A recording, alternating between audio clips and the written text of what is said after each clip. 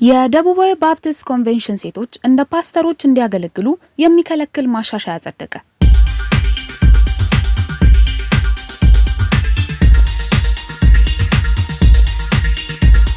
በኦርላንዶ ፍሎሪዳ በተካሄደው የደቡባዊ ባፕቲስት ኮንቬንሽን ዓመታዊ ስብሰባ ላይ የተደረገው ማሻሻያ የቤተክርስቲያኒቱ አባላት እንደ ፓስተሮች የበላይ ተመልካቾችና ሽማግሌዎች ሆነው በሚያገለግሉ ሴቶች ላይ ያላቸውን አቋም የበለጠ ያጠናክራል። በማሻሻያው መሰረት ከደቡብ ባፕቲስት ኮንቬንሽን ጋር ግንኙነት ያላቸው አብያተ ክርስቲያናት ሴቶችን እንደ ፓስተሮች፣ ሽማግሌዎች ወይም ሱፐርቫይዘሮች መሾም ወይም እሁድለት በሚደረጉ አገልግሎቶች ለምእመናኑ መልእክት መስበክን ጨምሮ ተዛማጅ ተግባራትን ከመፈጸም እንዲከለከሉ የወሰነው ገደንብ አጽድቋል።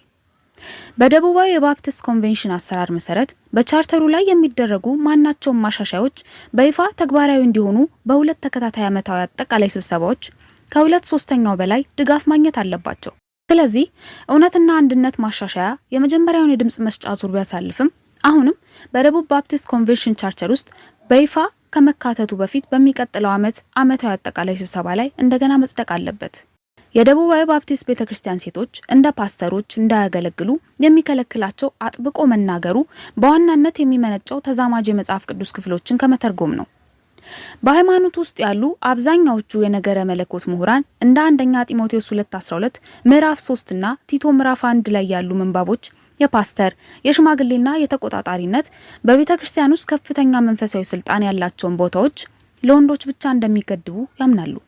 ሴቶች እንደ ፓስተር ሆነው እንዲያገለግሉ መፍቀድ ማለት ተዛማጅ የሆኑ የቅዱሳት መጻሕፍትን ባህላዊ ትርጓሜ መተው ማለት ነው ብለው ይከራከራሉ።